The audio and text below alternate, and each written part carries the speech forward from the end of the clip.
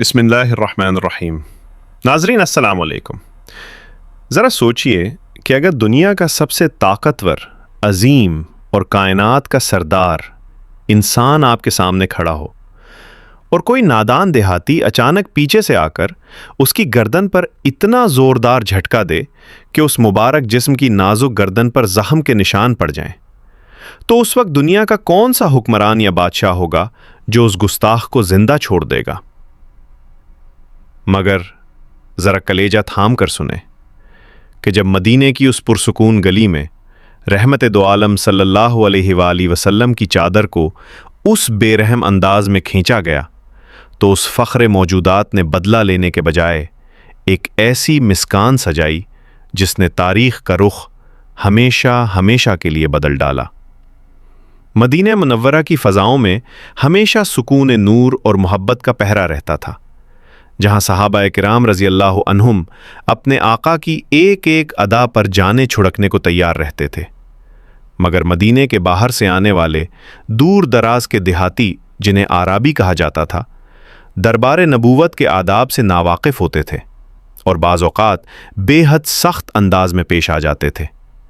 بالکل ایسے ہی پس منظر میں ایک دن کا یہ واقعہ ہے جب مدینے کی ایک پرسکون گلی سے ہمارے پیارے آقا حضرت محمد مصطفیٰ صلی اللہ علیہ وآلہ وسلم تشریف لے جا رہے تھے۔ آپ صلی اللہ علیہ وآلہ وسلم کے مبارک جسم پر نجرانی چادر پڑی ہوئی تھی، جس کا کنارہ نہایت سخت اور کھر درا تھا۔ دوپہر کا وقت تھا کہ اچانک دور سے ایک دیہاتی یعنی ایک آرابی کہیں سے نمودار ہوا۔ اس کی چال ڈھال اور چہرے سے صاف ظاہر ہو رہا تھا کہ وہ کسی تہذیب یافتہ شہر کا رہنے والا نہیں ہے۔ وہ شخص کسی بھی توقف کے بغیر اور انتہائی بے باکی کے ساتھ سیدھا رسول اللہ صلی اللہ علیہ وآلہ وسلم کی طرف بڑھا۔ اس نے یہ دیکھنے کی بھی زحمت نہیں کی کہ وہ کس عظیم ہستی کے قریب جا رہا ہے۔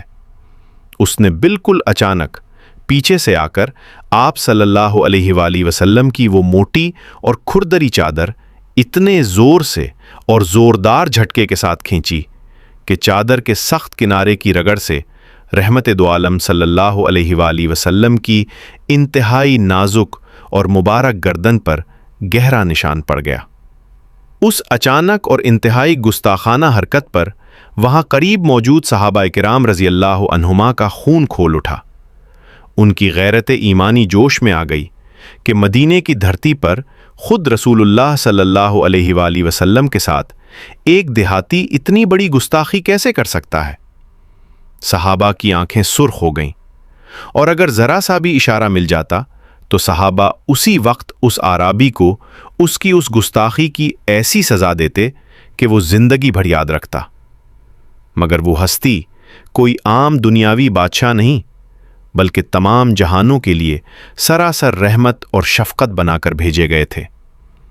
چادر کا اتنی سختی سے جھٹکا دینے کے بعد اس آرابی نے اپنی جہالت کا مظاہرہ کرتے ہوئے نہایت سخت اور درشت لہجے میں اونچی آواز میں پکارا اور کہا کہ اے محمد، تمہارے پاس جو مال ہے اس میں سے مجھے بھی دلواؤ۔ یہ مال نہ تو تمہارا اپنا ذاتی مال ہے اور نہ ہی تمہارے باپ دادا کی میراث ہے۔ وہ شخص سر عام دنیا کے سب سے عظیم انسان پر اس طرح احسان جتا رہا تھا۔ اس موقع پر اگر دنیا کا کوئی بھی عام حکمران ہوتا تو وہ اسی سیکنڈ اس گستاخ کو گرفتار کر کے سخت سزا دینے کا حکم صادر کر دیتا، مگر وہ محمد مصطفیٰ صلی اللہ علیہ وآلہ وسلم تھے، جن کے بے مثال اخلاق کی گواہی خود خالق کائنات نے قرآن مجید میں دی ہے کہ آپ اخلاق کے بلند ترین درجے پر فائز ہیں۔ نبی کریم صلی اللہ علیہ وآلہ وسلم نے اس آرابی کی اس انتہائی گستاخانہ حرکت پر ذرا برابر بھی غصہ نہیں کیا۔ آپ کے ماتھے پر بل تک نہیں آیا۔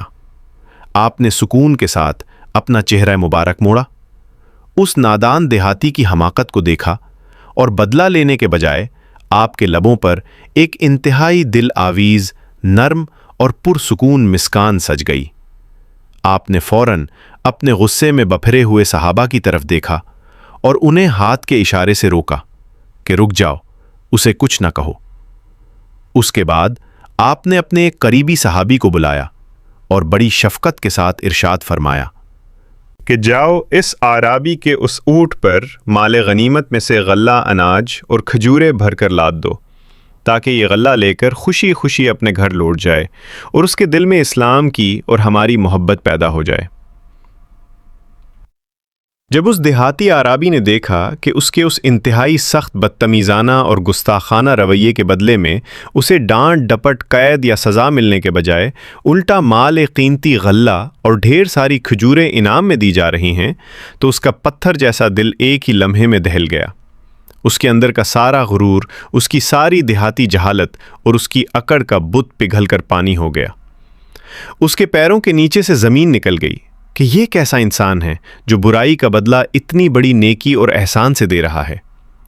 وہ شخص جو کچھ دیر پہلے تک سینہ تان کر اکڑ رہا تھا، اب کانپتے ہوئے لہجے میں شرمندگی سے جھکے ہوئے سر کے ساتھ اور بے پناہ ادب کے ساتھ بول اٹھا کہ اے محمد، اب میں گواہی دیتا ہوں اور اس بات کا اقرار کرتا ہوں کہ تم واقعی اللہ کے سچے رسول ہو۔ انسان کا ایسا اعلیٰ ترین اخلاق اور بدتمیزی، جہالت اور گستاخی کے بدلے میں اس طرح کا بے بہا انعام دینا اس دنیا کے کسی عام انسان، کسی بادشاہ یا کسی سردار کا شیوا ہو ہی نہیں سکتا۔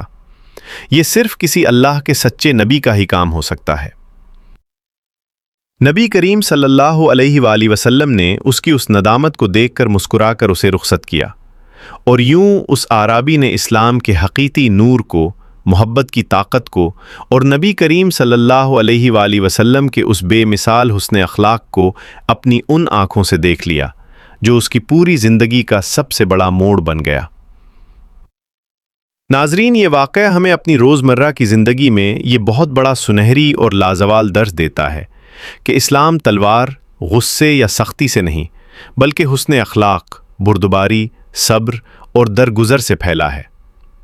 جب ہم اپنی زندگی میں کسی کی جہالت، بدتمیزی یا نادانی کا جواب غصے سے دینے کے بجائے محبت، صبر و تحمل اور معافی کے ساتھ دیتے ہیں، تو دنیا کے بڑے سے بڑا پتھر دل انسان بھی موم ہو جاتا ہے، اور ہمارے اس اچھے عمل سے اسلام کا اصل اور خوبصورت چہرہ لوگوں کے سامنے آتا ہے۔ اگر آپ کو آج کی یہ ایمان افروز اور سیرت طیبہ سے بھرپور کہانی دل کی گہرائیوں سے پسند آئی ہو، تو ہمارے چینل انمول قصے 786 کو دل کھول کر لائک کریں۔ اس ویڈیو کو اپنے تمام دوستوں، عزیز و اقارب اور پیاروں کے ساتھ ضرور شیئر کریں، اور چینل کو لازمی سبسکرائب کریں تاکہ ایسی ہی خوبصورت، روح پرور اور سبق آموز اسلامی کہانیاں آپ تک سب سے پہلے اور بروقت پہنچتی رہیں۔ اپنا بہت سارا خیال رکھیے گا۔ اللہ حافظ۔